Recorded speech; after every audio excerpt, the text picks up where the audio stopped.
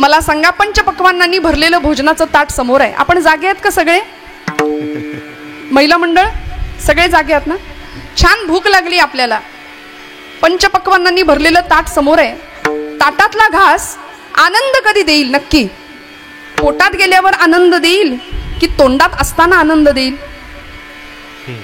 हा, परवा एके ठिकाणी असं मी विचारलं बरं, प्रस्तावना करत होते. म्हटलं ताटातला घास आनंद कधी देईल? पोटात गेल्यावर की ओठात असताना, तोंडात असताना? समोरून उत्तर आलं पोट भरल्यावर. 2 ऑप्शन दिले होते, तिसरा ऑप्शन निघाला. काही मंडळी अशा असतात श्रोतृवर्गांमध्ये, शिक्षकांनी गुरुजींनी विद्यार्थ्यांना प्रश्न विचारला. वर्तमान काळ, भूतकाळ आणि भविष्यकाळ 3 काळांचं चांगलं चाललं होतं शिकवणं, मराठी भाषेचं व्याकरण. मग मुलांनो, काल रात्री मला जेवायला नव्हतं, या वाक्यामध्ये कुठला काळ आहे? उत्तर अपेक्षित होतं नव्हतं, नाही का, भूतकाळी वाक्य आहे. पुढचा मुलगा म्हणला गुरुजी दुष्काळ आहे. साधी गोष्ट आहे, काल रात्री जेवायला नव्हतं, दुष्काळ आहे. त्यामुळे असा श्रोता समोर असला की वक्त्याची पंचायत होते. वक्ता वक्तानो हे श्रोते विण. आपण सगळे सुज्ञ आहात, सुहृद आहात, सद्भावनाशील मंडळी आहात, याची मला जाणीव आहे. काय झालं? अद्वयत्व, पोटातला घास हा तोंडात असताना आनंद देतो. साखर खाल्ल्याशिवाय त्याची चव कळत नाही. गोड आहे असं म्हटल्याने भागत नाही. त्यामुळे भगवंता, तुझ्या भक्तीचा आनंद घेतल्याशिवाय माझं पोट नाही भरणार. म्हणून तुझ्या समोर उभं राहून मला तुझं गुणगान गायचंय. मला तुझ्या समोर उभं राहून तुला जेवण भरवायचंय, तुला नैवेद्य अर्पण करायचंय, तुझ्याशी भांडायचंय. अशी सुंदर भक्तीची परिसीमा या सगळ्या संतांनी गाठली. म्हणून तर तुका म्हणे, होय मनाशी संवाद आपुलाची वाद आपणासी. या सिद्धीपर्यंत पोहोचता आलं. साधकावस्था ते सिद्धावस्था हा प्रवास करताना तुकोबराय ज्या अवस्थेला पोहोचले, आता भगवंताचे आभार मानायची वेळ आली की देवा, माझ्या आयुष्यामध्ये तू मला अशा अवस्थेला नेऊन पोहोचवलंस, तू माझ्या आयुष्यात आलास, तुझं माझं सुंदर नातं निर्माण झालं. आता हे निर्माण झालेलं नातं असंच टिकलं पाहिजे, म्हणजेच मला क्षेम दे भगवंता. मागणी करतात क्षेमाची अभंगाच्या प्रथम चरणापासून. आता माझ्या भावा, आता माझ्या भावा, आता माझ्या भावा, आता माझ्या भावा, आता माझ्या भावा, आता माझा भावा, आता माझा भावा, आता माझा भावा. अंतराय नको देवा, अंतराय नको देवा, देवा नको देवा, देवा आले भागाते करीत, आले भागाते करीत. अंतराय नको देवा, अंतराय नको देवा, आले भागाते करीत, आले भागाते करीत. आता माझा भावा, अंतराय नको देवा, अंतराय नको देवा, अंतराय नको देवा, नको देवा, नको देवा.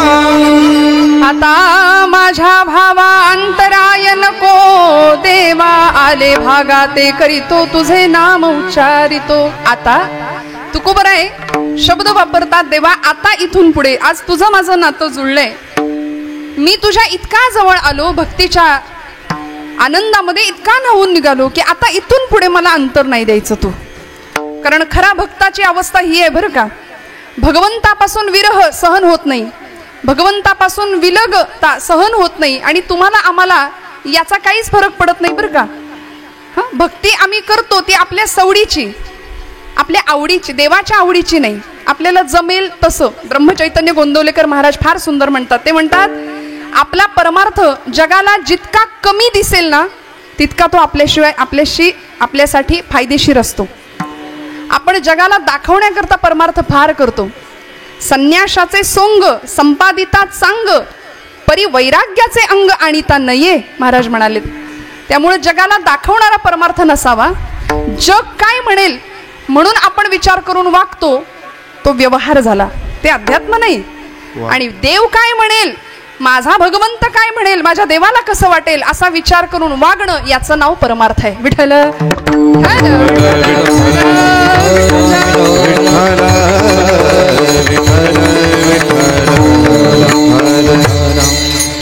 त्यामुळे परमार्थाच्या प्रांतामध्ये जर आम्हाला पाऊल ठेवायचं असेल ना, तर भक्तीची सुरुवात, त्या भक्तीमध्ये भाव असला पाहिजे.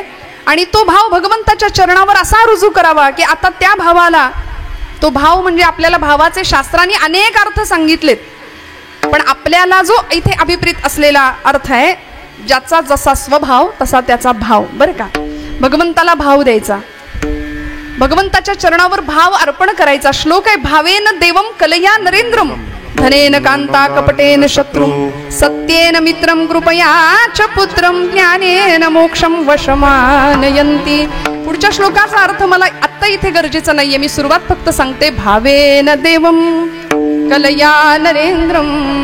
भाव, भगवंत भावाचा भुकेलाय, भगवंत भावाशिवाय प्रसन्न होऊ शकत नाही. कीर्तनाला यायचं म्हटलं तरी इथे अंतःकरणात सद्भाव पाहिजे, भाव पाहिजे, तर आम्ही इथं येऊ. इथे आल्यानंतर चित्त एकाग्र करण्याकरता सुद्धा अंतःकरण सद्भावनाशील असावं, तर इथं चित्त लागेल. बऱ्याच जणांचं काय असतं, कीर्तनामध्ये शास्त्रचर्चा, तत्वज्ञान, वेदांत, सिद्धांत असं काही कीर्तनकार बोलायला लागले की अनेक श्रोत्यांना असं वाटतं याचा आणि आमचा काडीभर संबंध नाही, याच्याशी आमचं काहीच घेणं देणं नाही. हे असं वाटणं, हे असं म्हणणं म्हणजे अगदी लास्ट स्टेजला असलेला पेशंट डॉक्टरशी माझं काहीच घेणं देणं नाही असं म्हणतो. हे असं झालं बरं का. एवढा मोठा विनोद आहे हा. म्हणून विनोदाची अपेक्षा जर या धर्माच्या मांडवामध्ये आपण केली, बऱ्याच जणांचं होतं काय, डोक्यावरून नाही मंडवावरून जातं काही गोष्टी. सांगायला गेलं, लोकांना विनोदाची अपेक्षा कीर्तनामध्ये फार राहते. त्यामुळे आयुष्याचा विनोद व्हायचा नसेल तर इथं वृत्ती अंतर्मुख होणं गरजेचं आहे. आम्ही सध्या खूप बहिर्मुख झालो, सगळं बाहेर लक्ष आहे हो, आतमध्ये कधी डोकावणार. बोलतो का कधी आपण आपल्याशी? तुकोबरायांनी भगवंताला योगक्षेमाची अपेक्षा केली आहे. शास्त्रकारांनी योगक्षेमाचा अर्थ सांगितला. अप्राप्यस्य प्रापणम योगः क्षेमः तद्रक्षणम. अर्थ सांगते, आयुष्यामध्ये अशक्यप्राय असलेली गोष्ट अचानक घडणं, याला योग म्हणतात. बरं का, योग आपण म्हणतो ना, योगायोग. आज आमच्या साथीला गुरुजींसारखी मंडळी, हा योग आहे आमच्या आयुष्यातला मोठा योग. आणि मिळालेला योग कायम टिकणं, वर्धिष्णू होत राहणं, वाढत राहणं, त्याला क्षेम असं म्हटलंय. त्याला क्षेम असं म्हटलंय. तुकोबराय भगवंताला म्हणतात, तू मला मिळालास, हा माझ्या आयुष्यातला योग आहे. आता माझ्या भावा अंतराय नको देवा. हा क्षेम तुकोबराय भगवंताला मागतायत, क्षेमाची मागणी केली. माझ्यापासून दूर जाऊ नको देवा, मला विरह सहन नाही होणार. नामदेव महाराजांनी भगवंतांचा विरह सहन नव्हता होत, त्यावेळी प्रार्थना करावी. आसुवे दाटाली उभारोनी बाहे, आसुवे दाटाली उभारोनी बाहे, आसुवे दाटाली उभारोनी बाहे, आसुवे दाटाली उभारोनी बाहे, आसुवे दाटाली उभारोनी बाहे, आसुवे दाटाली उभारोनी बाहे, आसुवे दाटाली उभारोनी बाहे, आसुवे दाटाली उभारोनी बाहे. नामा वाट पाहे रात्रंदिवस, नामा वाट पाहे रात्रंदिवस, भेटशी गे धावा माझी आठवणया, भेटशी गे धावा माझी आठवणया, भेटती गे धावा माझी आठवणया, भेटती गे धावा माझी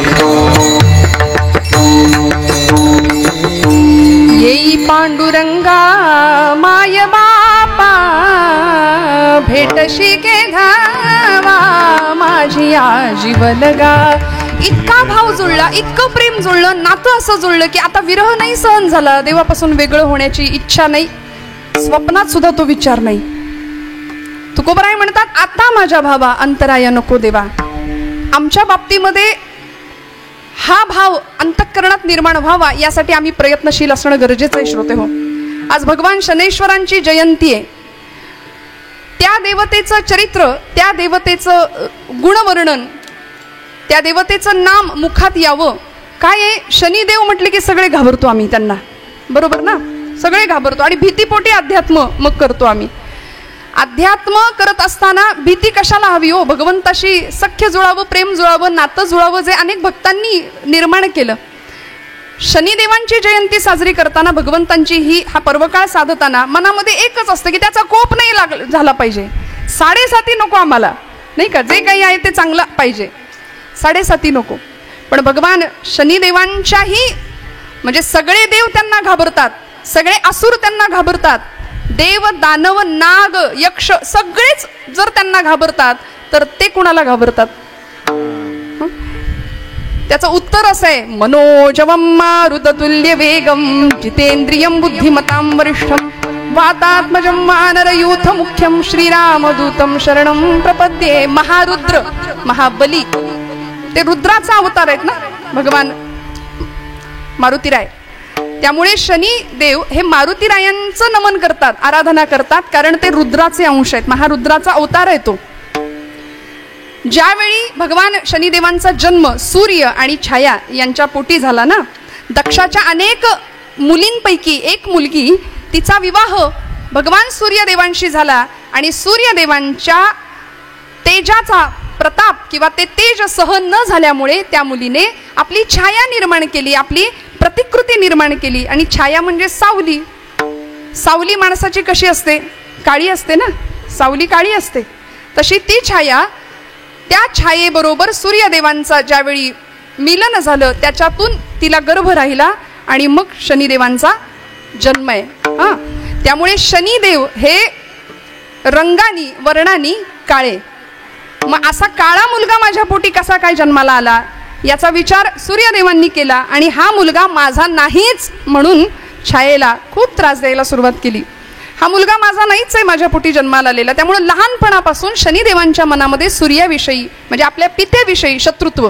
त्यामुळे सूर्य आणि शनी यांचं जमतच नाही कधी. भारतीय अध्यात्मशास्त्र आहे, भारतीय ज्योतिषशास्त्र आहे, त्या ज्योतिषशास्त्रामध्ये शनी ग्रहाला अनन्यसाधारण असं महत्व आहे, नाही का? शनीची वक्रगती, शनीची वक्रदृष्टी आपल्यावर पडता कामा नये. प्रत्येकाच्या आयुष्यामध्ये तो काळ असतो शनीच्या वक्रदृष्टीचा, नाही 7.5चा. दर्शन घेताना सुद्धा दर्शनशास्त्र सांगतं की या देवतेचं दर्शन थेट डोळ्यांना डोळे भिडवून कधीच नाही घ्यावं, पायाशी दर्शन घ्यावं. अनेक शास्त्र आहेत, अनेक विधी आहेत, या सगळ्यांचा मान राखून आपण त्यांची उपासना केली पाहिजे. या शनिदेवांनी सूर्याशी शत्रुत्व, आपल्या पित्याशी शत्रुत्व करावं आणि महादेवांची उग्र तपश्चर्या करावी, भोलेनाथांची तपश्चर्या करावी. आणि भोलेनाथ म्हणजे असा सब देवन का बाबा, भोलेनाथ आशुतोष असं त्यांचं नावच आहे. लगेच प्रसन्न होणारी देवता आहे. लगेच प्रसन्न झाले आणि वर मागायला सांगितलं तेव्हा शनिदेवांनी सांगितलं की माझ्या वडिलांपेक्षा मला श्रेष्ठ बनवा, सूर्यापेक्षा मी श्रेष्ठ, वर्चस्व माझं झालं पाहिजे. तेव्हा भोलेनाथांनी शनिदेवांना आशीर्वाद दिला की नवग्रहांमध्ये तू सगळ्यात श्रेष्ठ असशील, तू दंडाधिकारी असशील, म्हणाले तू न्यायाधीश असशील, तुझ्याशिवाय काही हलणार नाही कुणाचं पान, तुला सगळे घाबरून असतील, सगळे घाबरून असतील. म्हणून रावणाने या नवग्रहांवर सत्ता मिळवण्याचा प्रयत्न केला होता. दरबारामध्ये सगळ्या ग्रहांना पालथं झोपवलं होतं, त्याच्यामध्ये शनिदेव सुद्धा होते. काय अधिकार आहे त्यांचा? देवर्षी नारद आले होते रावणाच्या दरबारामध्ये आणि सांगितलं, दशानना अरे काय सगळे ग्रह तुझ्या पायाशी आहेत, एवढा मोठा तू वरिष्ठ बलदंड असलेला, लंकाधीश असलेला. शनीकडे बघितलं नारदांनी आणि सांगितलं तुमची ही अवस्था केली का? म्हणे तुम्ही तर सगळ्यात श्रेष्ठ. शनिदेवांनी नारदांना सांगितलं मी आत्ता पालथा आहे ना, मला फक्त उताणा करा म्हणाले. मग बघा माझी फक्त दृष्टी पडायचा अवकाश आणि मग तिथून रावणाच्या अधोगतीला सुरुवात झाली असं सांगतं शास्त्र, असं सांगतात पुराणामध्ये कथा. त्यामुळे या शनिदेवाची वक्रदृष्टी आपल्यावर पडता कामा नये याकरता त्यांची उपासना शास्त्राने जशी सांगितली तशी घडावी आणि ती सगळ्यात महत्वाची भावपूर्णतेने घडावी. मग तो भाव भक्तीमध्ये कसा असला पाहिजे? वरपंग नकोय.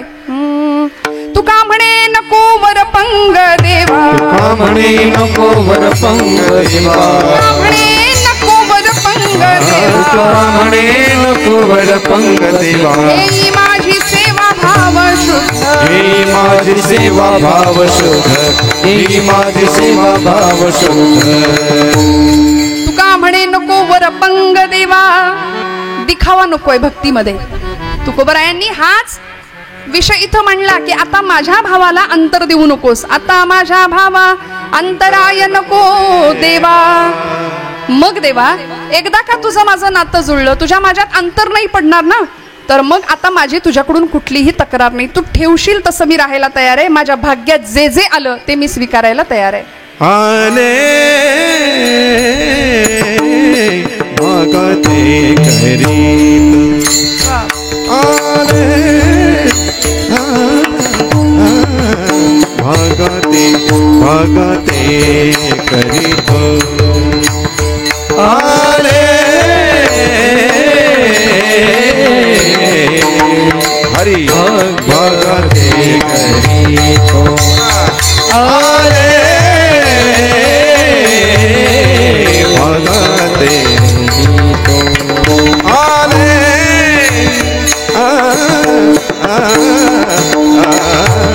भगते करीत. तुझे नाम नाम नाम नाम नाम नाम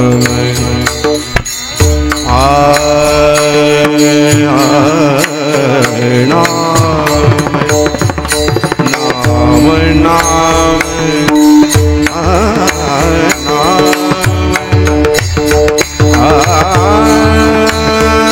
तुझे नाम,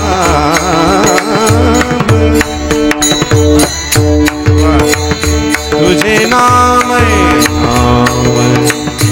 नाम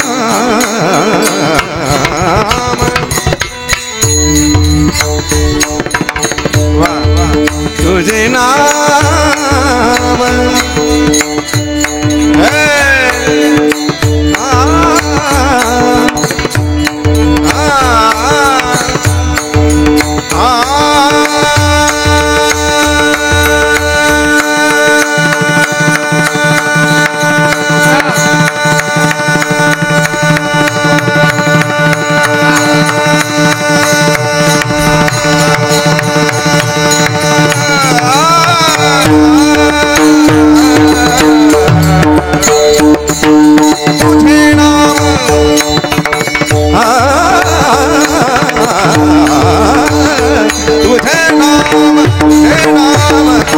उच्चारित आले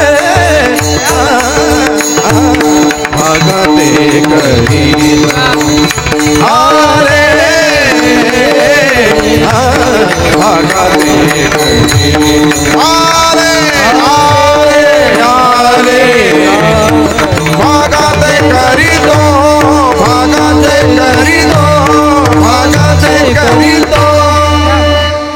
टाळ्या वाजवा. पाथरेकर आपण आहात ना कीर्तनात? खळखळून हास्य, खळखळून दाद, मस्त टाळ्यांची दाद मिळाली पाहिजे बरं. छान आनंदाने काटकसर न करता सहभाग आपला असला पाहिजे कीर्तनामध्ये. विठ्ठल विठ्ठल विठ्ठल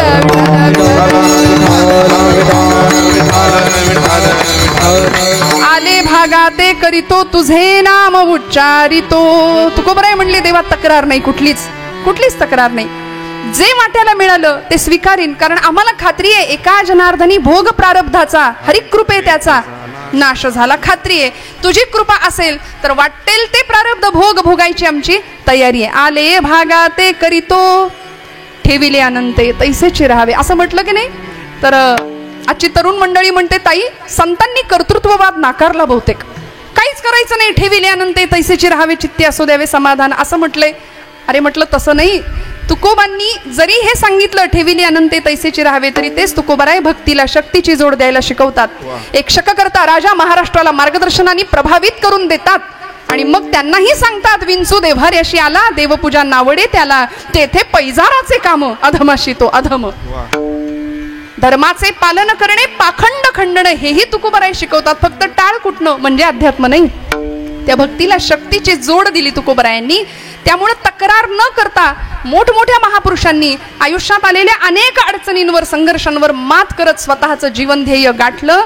अनेक महापुरुषांचं वर्णन आपण यामध्ये करतो. आले भागा ते करीतो. संतांच्या बाबतीतही तेच झालं. तुकोबरायांच्या आयुष्यात काय होतं? ज्यांचा अभंग आहे, 18 विश्व दारिद्र्य अनुभवायला मिळालं.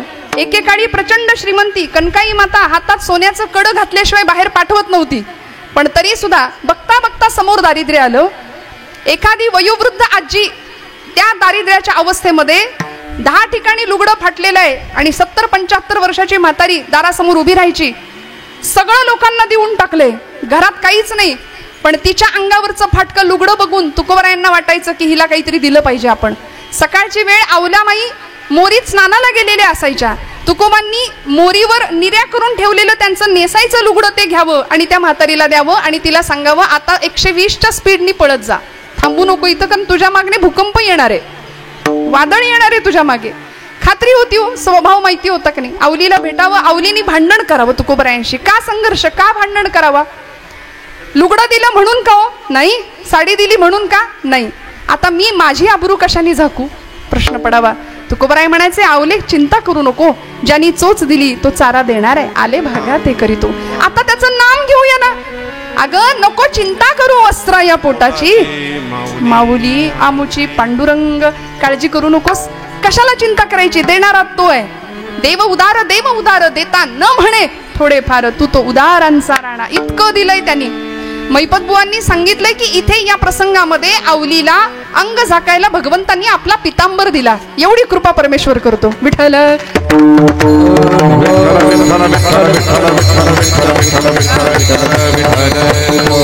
तक्रारी तुम्ही आम्ही करतो, संतांनी तक्रारी नाही केल्या. स्वतः देवानी तक्रार कधीच नाही केली.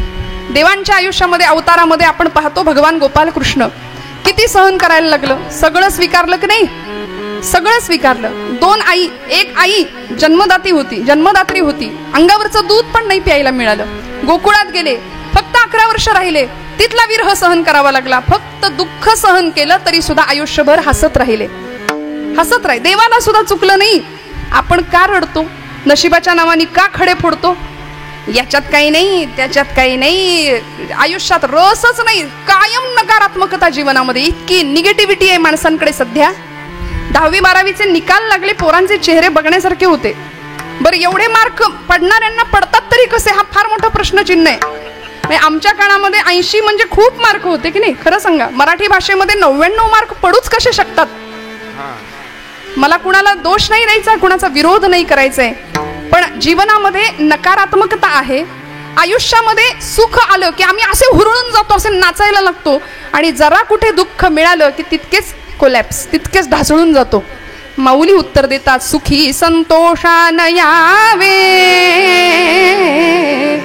दुःखी विषादान भजावे, आणि लाभा लाभन धरावे मना माझी. सुखदुःखे समे कृत्वा लाभा लाभो जया जय. ही परिस्थिती आम्हाला जमेल का, राहता येईल का? तुकोबा आम्हाला हे शिकवतात. आले भागा ते करीतो तुझे न. जे आहे ते स्वीकारले देवा, जे आहे ते स्वीकारले. तक्रार कुठलीच नाही. आम्ही फार तक्रारी करतो. एक अत्यंत गरीब मनुष्य, तरुण होता, शिक्षण जेमतेम झालेलं होतं, पण यश नाही हाताला, पैसा नाही हातात, गरिबी अवस्थेमध्ये जीवन जगतोय. आणि मनामध्ये विचार केला की एखाद दिवशी आज आपण जरा लॉटरीचं तिकीट काढून बघूया का? काही मंडळी असं करतात नाही का? करूया म्हणाले, बघूया, नशीब आजमावूया. लागलीच लॉटरी तर लागली आणि त्यांनी तिकीट काढलं. लॉटरीचं काढलं, खिशात ठेवलं, विसरून गेला. पण ते तिकीट त्याला लागलेलं होतं. लॉटरी लागलेली होती. 1 कोटीची लॉटरी होती. जाऊ दे, मला बोलायला काय जाते. लागली, एवढी मोठी लॉटरी लागली. आणि उन्हाचा तडाखा लागला. रस्त्याने चालत होता. खरं तर विसरून गेला तो की आपल्याकडे तिकीट आहे. चालत असताना त्याला ऊन लागलं, घेरी आली, चक्कर आली आणि तो जागेवर कोसळला, बेशुद्ध झाला. काही संवेदनशील माणसं असतात समाजामध्ये, पटकन अशा माणसांची मदत करतात. आणि काही असेही असतात की लगेच त्या प्रसंगाचे फोटो काढतात. ऍक्सिडेंट झाला तरी पहिलं सोशल मीडियावर कधीचे चित्र जाईल याची घाई असते अनेकांना नाही का? संवेदना बोथट झाल्या. काही चांगल्या माणसांनी त्याला घेतलं, दवाखान्यात भरती केलं, डॉक्टरनी त्याला तपासलं. त्याच्या खिशामध्ये ते तिकीट डॉक्टरला सापडलं.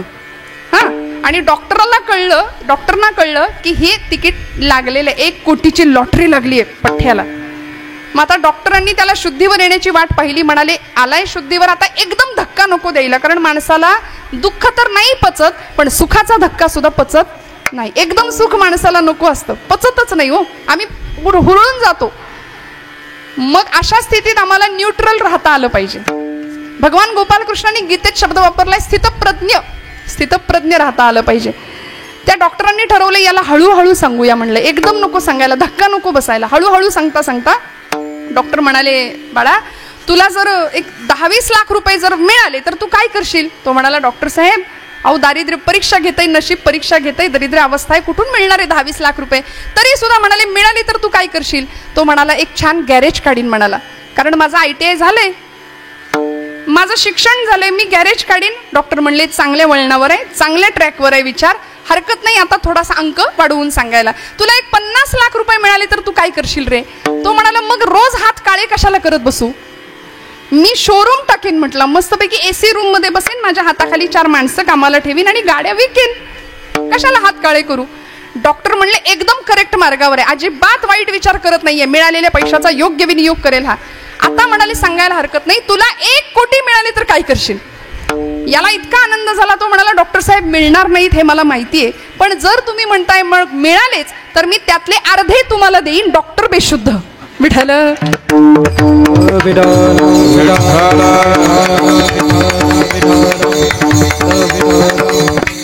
सुखाचा धक्का आम्हाला पचत नाही, दुःख आम्ही झेपवू शकत नाही. देवतांच्या आयुष्यामध्ये, संतांच्या आणि महापुरुषांच्या आयुष्यामध्ये हे सगळं त्यांनी स्वीकारलं. आले भागा ते करीतो तुझे नाम उच्चारितो. अधिष्ठान भगवंताचं पक्क ठेवलं समोर. प्रभू रामचंद्रांच्या बाबतीमध्ये आज दशरथ राजांनी सांगावं की उद्या तुझा राज्याभिषेक आहे, गादीवर बसायचंय. काही वेळ निघून जातो, मध्ये कैकेयी मातेशी राजाचा संवाद होतो दशरथ राजांचा आणि वचनांची आठवण करून दिली जाते. तेव्हा तेच दशरथ राजे प्रभूंना सांगतात की आता राज्यपद नाही, आता वल्कल परिधान करायचे आणि वनवासाला जायचं. म्हणले चालेल. राजा गादीवर बसायचं होतं तेव्हाही शांतपणे हसले, चालेल. वनवासाला जायचंय, चालेल म्हणाले. आजचा राम असता तर, आजचं कुणी एखादा असतं तर थैथैट केला असतं की नाही. सगळं गादीसाठीच तर चाललंय सध्या, सत्तेसाठीच तर चाललंय सध्या. आत्ता मला राज्याभिषेक उद्या होणार आहे, मला वनवासाला पाठवता म्हणून भांडला असतं की नाही आजचा राम. पण नाही हो, म्हणून ते राम आहेत, म्हणून ते प्रभू रामचंद्र आहेत. स्वीकारलं, सगळं स्वीकारलं. गोपालकृष्णांना सुद्धा गांधारी मातेनी शेवटी शाप दिला होता. म्हणाले माझा निर्वंश केलास ना कौरवांचा, तू सुद्धा यादवांचा निर्वंश झालेला डोळ्यासमोर पाहशील कृष्णा. भगवंत म्हणले आय ऍक्सेप्ट इट, मी स्वीकारतो तुझा शाप सुद्धा माते, मी आशीर्वाद म्हणून स्वीकारतो. सगळं स्वीकारलं. प्रभू रामचंद्र वनवासात जाताना सीतेचा निरोप घ्यायला आले होते. सीतामाईंना म्हटले आता मी जातोय. जनक राजांनी सीतामाईंना निरोप पाठवला होता, माहेरी येऊन राहा, काही जाऊ नको वनवासात. आताची सीता गेली असती की नाही पटकन बॅग भरून, कुठं वनवास पत्करू यांच्याबरोबर, कुठे 14 वर्ष फिरत राहू जंगलात रानावनात, गेली असती की नाही खरं सांगा. पण सीतामाई काय म्हणतात माहितीये, प्रभू समोर आलेत, निरोप मागतायत. निरोप कसला माझा घेता, देवा माझा निरोप आपण का मागता?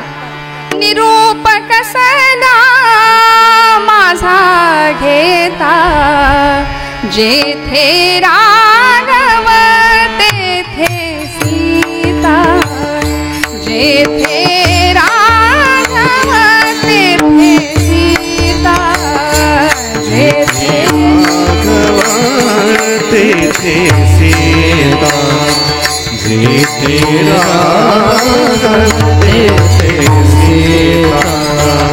देवा निरोप नाही, मी येणार तुमच्या मागे. आणि विलक्षण पद्धतीने सीतामाईंचा त्याग सहन केलाय. आले भागा ते करीतो तुझे नाम उच्चारितो. अनेकांनी हा त्याग सहन केला, हे भाग्य स्वीकारलं.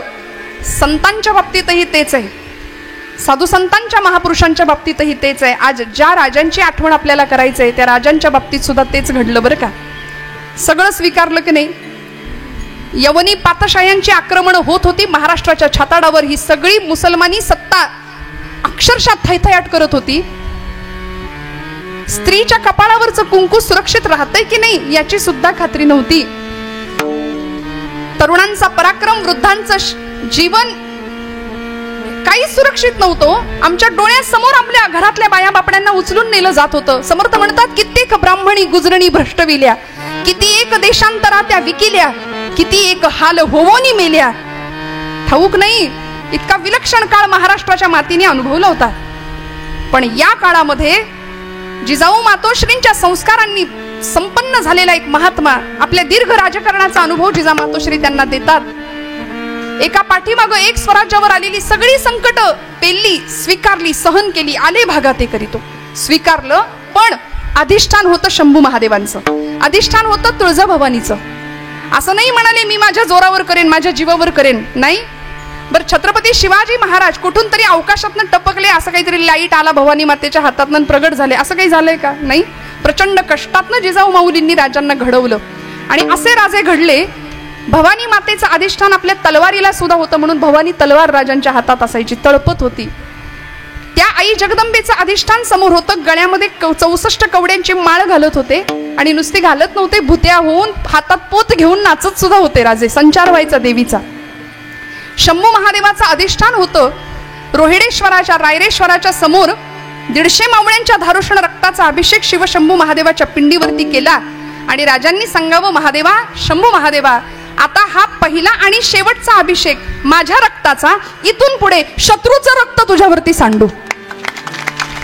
तुझे नाम उच्चारितो, तुझ्या आयुष्यामध्ये स्मशानेश्वा क्रीडा हे भाग्य आलं ना, आम्हालाही ते विष पचवण्याचं सामर्थ्य दे भगवंता. हे मागणं होतं राजांचं.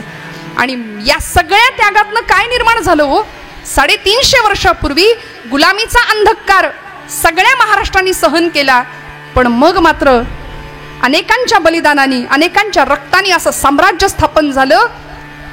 शतकांच्या यज्ञातून उठली एक केशरी ज्वाला. रायगडावर 32 मण सोन्याचं सिंहासन सजलं होतं. 32 मण सोन्याचं सिंहासन सजलं. इंग्रज, पोर्तुगीज, डच, फ्रेंच सगळीच मंडळी आली, माना झुकवायला लागली राजांच्या गादी समोर, सिंहासनासमोर. एक एक एक एक पाऊल टाकत टाकत टाकत पायघड्या पडत होत्या. त्या प्रत्येक पाकळीमध्ये, त्या प्रत्येक पाकळीमध्ये राजांना दिसत होते बाजी प्रभू पावनखिंडीत संपलेले. गड आला पण सिंह गेला हा इतिहास गाजवलेले तानाजी मालुसरे दिसत होते. आपले वडील शहाजीराजे भोसले दिसत होते. निश्चयाचा महामेरू, अखंड स्थितीचा निर्धारू, बहुता जनांचे आधारू, श्रीमंत योगी हे ज्यांचं वर्णन केलं समर्थांनी, असे राजे पाऊल टाकत टाकत टाकत सिंहासनावर बसले आणि खऱ्या अर्थी महाराष्ट्राने नवे जगाने अरुणोदय झालेला पाहिला.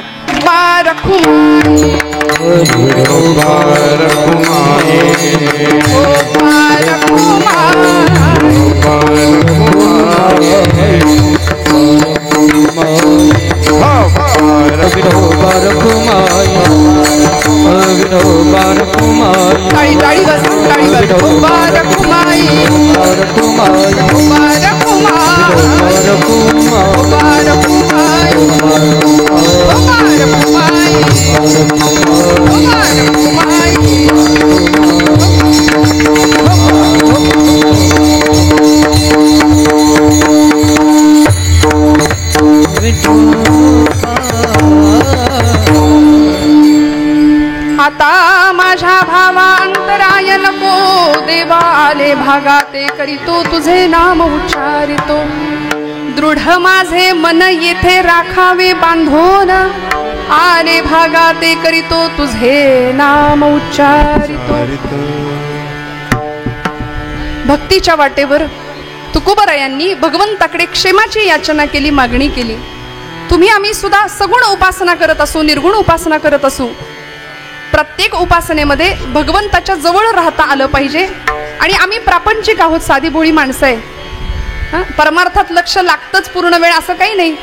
आम्ही आमच्या सवडीने करतो. घरातली कामं करता करता जमलं तर समोर सिरियल चालू लागते आम्हाला, हातात माळ असली तरी. असा रामकृष्ण हरी जप आमचा चालतो, जमेल तसं. आम्ही ध्यानाला बसलो तरी लोक म्हणतात काय ध्यान बसलंय. असा अध्यात्म, सवडीचा अध्यात्म आम्ही करतो, आम्हाला जमेल तसं. भगवंताला आवडेल असं काही नाही. भगवंताला आवडेल असं जर आमच्याकडून अध्यात्म घडलं ना, तर आज तरुण मंडळ स्थापन होतात. गणपती, नवरात्र उत्सव देवाला आवडण्याकरता जर उत्सव असेल तर त्या गणपतीच्या मागे पडद्यामागे पत्त्यांचे डाव रंगणार नाहीत. जर देवाच्या आवडीकरता आम्ही उत्सव करत असू तर, जर देवीच्या आवडीकरता नवरात्र असेल तर फक्त गरब्याकडेच आमचं लक्ष नसेल बरं का. 9 दिवस कुठले रंग नेसायचे याकडेच महिला वर्ग प्रभावित आणि आकर्षित नाही होणार. त्यामुळे देवदेवतांची चरित्र, त्यांची गायन, त्या चरित्राचं गायन, लीला संकीर्तन, गुणसंकीर्तन, नामसंकीर्तन तुमच्या माझ्याकडून उत्तम प्रकारे घडावं.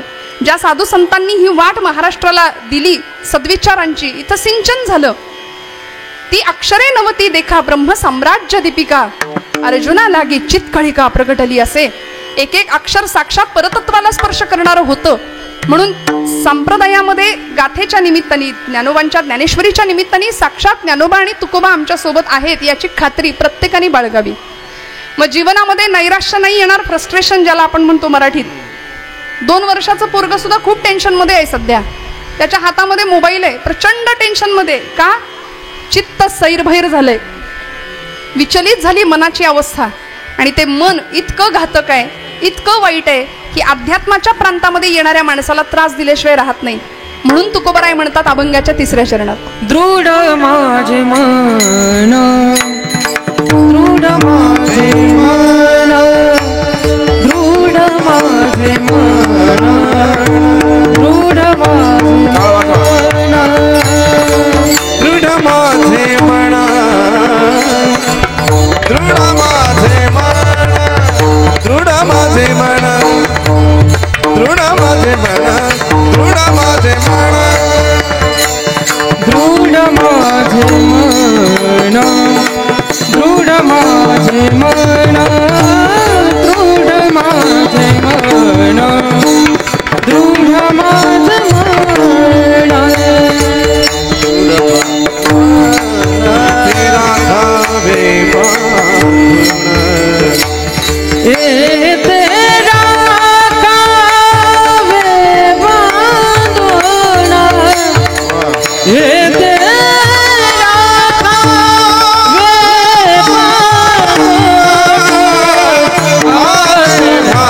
बांधून, जे करी तो आरे भाग्य, जे करी तो आरे भाग्य, जे करी तो आरे भाग्य, जे करी तो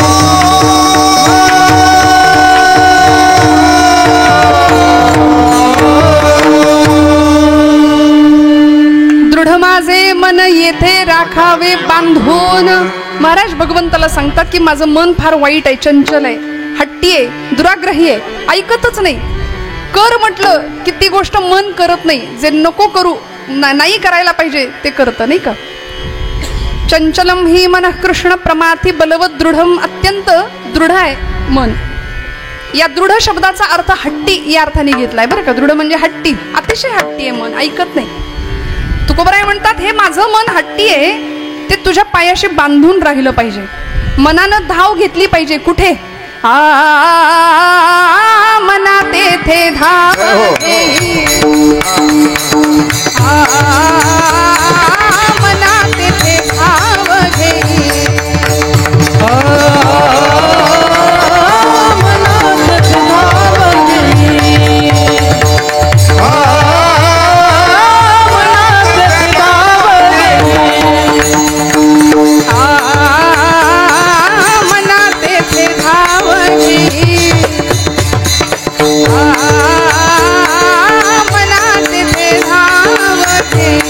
येथे नाही मनात ते धाव घेई, मनात ते धाव घेई, मनात तेथे धाव घेई, राही विठोबाचे पायी, मनात तेथे धाव घेई, राही विठोबाचे पायी,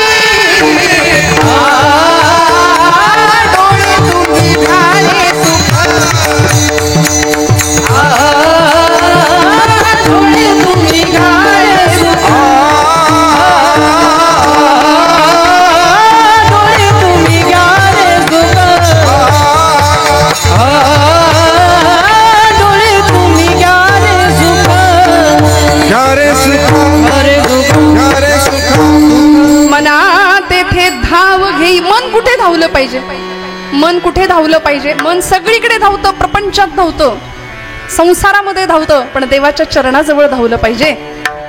दृढ माझे मन येथे राखावे बांधून. तुकोबरायांना माहिती होतं सैराट मन आहे, सगळीकडे धावतं, वेड्यासारखं पळतं. त्या मनाला बांधण्याची गरज आहे, म्हणून तो क्षेम टिकवून राहावा, वर्धिष्णू व्हावा, याकरता माझं मन तुझ्या चरणाजवळ राहिलं पाहिजे. आणि आता इथून पुढे भगवंता, या भक्तीच्या वाटेवर कितीही काटे आले, कितीही फाटे फुटले, तरी आम्हाला त्याची पर्वा नाही करणं, या सगळ्याची काळजी घेणारा तू आहेस. आता माझ्या या भक्तीच्या प्रवासामध्ये मी अशा अवस्थेला जाऊन पोहोचलो, एकेकाळी न लगे मुक्ती धनसंपदा संत संग देई सदा असं म्हणणारा मी आता तुका म्हणे मुक्ती परिणिली नोवरी, आता दिवस चार खेळी मिळी, या अवस्थेला पोहोचलो. साधकावस्थेतून सिद्धावस्थेपर्यंतचा प्रवास सफल झाला, संपूर्ण झाला. त्यामुळे आता या वाटेमध्ये कुठल्याही प्रकारचे फाटे फुटू देऊ नको. अभंगाचं शेवटचं शब्द. तुका म्हणे वाटे, तुका म्हणे वाटे, तुका म्हणे वाटे, तुका म्हणे वाटे. श्री हरी, श्री हरी.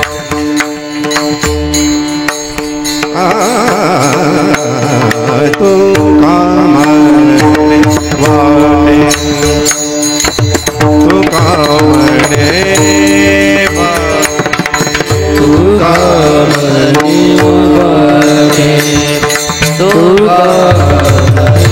वाटे. नभा फुटो देऊ फाटे, नभा फुटो देऊ फाटे. आले भगते करितो, आले भगते करितो, तुझे नाम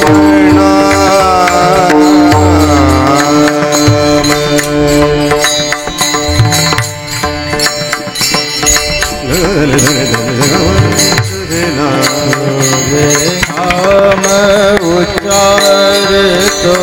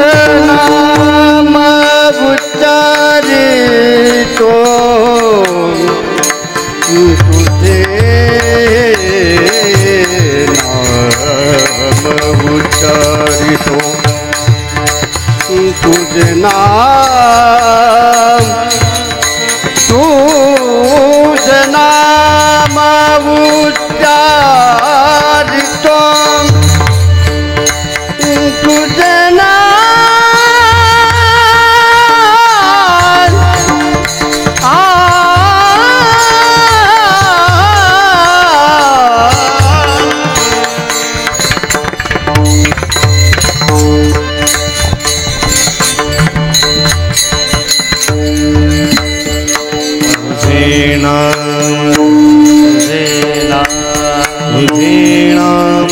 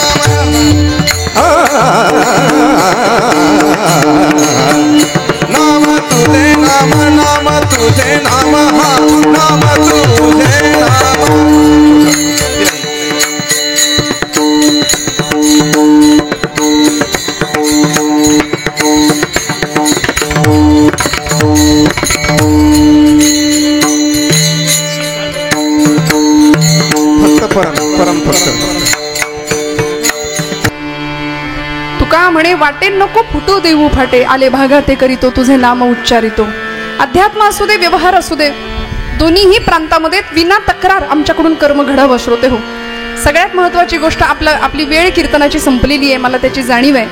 आपले सगळ्यांचा भोजन प्रसाद व्हायचंय, वेळेत व्हायचंय आणि एकदा पोटोबा आठवला की मग काही नाही, मग काहीच नको असतं, ठीक नाही. त्यामुळे घड्याळाला फार पुढे जाऊ देणार नाही. सगळ्यात महत्वाची एकच गोष्ट, आज दिवस असा आहे राज्याभिषेकाचा, हिंदू साम्राज्य दिवस आहे. आम्ही सगळी मंडळी हिंदू आहोत हे दुर्दैवाने याचा विसर पडतोय.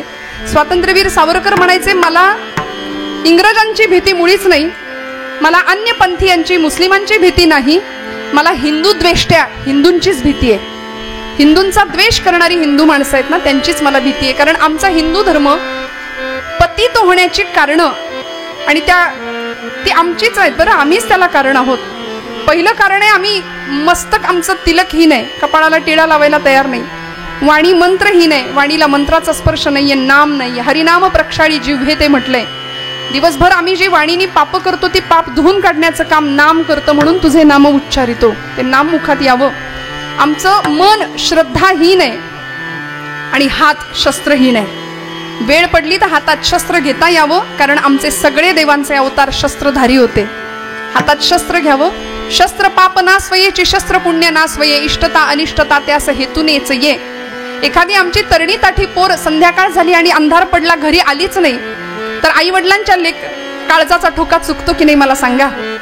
इतका विलक्षण काळ आहे आजूबाजूला, आम्हाला सावध राहण्याची फार गरज आहे. स्वसंरक्षण प्रत्येक लेकी बाळींना शिकवण्याची गरज आहे. इथलं तरुण मंडळ चारित्र्याचा विकास, नीतिमत्ता, शुद्ध आचरण प्रत्येकाकडून घडावं, तर आम्ही छत्रपतींच्या महाराष्ट्रात राहतो असं मोठ्या अभिमानाने म्हणू शकतो. आज राज्याभिषेक दिवस आहे राजांचा. रायगडावर असं सिंहासन सजलं होतं की आमच्याही माना त्यांच्या समोर झुकल्या गेल्या, कायम झुकल्या जाव्यात. त्यांच्या चारित्र्याचा गौरव संबंध महाराष्ट्रांनी केला, आमच्याकडूनही तो वेळोवेळी व्हावा. आज या शनी जयंतीच्या पर्वकाळाच्या निमित्ताने झालेली सेवा भगवंत चरणावर समर्पित करते. आपण सर्व पाथरे ग्रामस्थ, माता भगिनी, बंधुवर्ग, वडीलधारी वर्ग सगळ्यांच्या चरणी कृतज्ञतापूर्वक वंदन करते. बोलत असताना काही वेडवाकडं गेला असेल तर मोठ्या अंतःकरणाने क्षमा करा.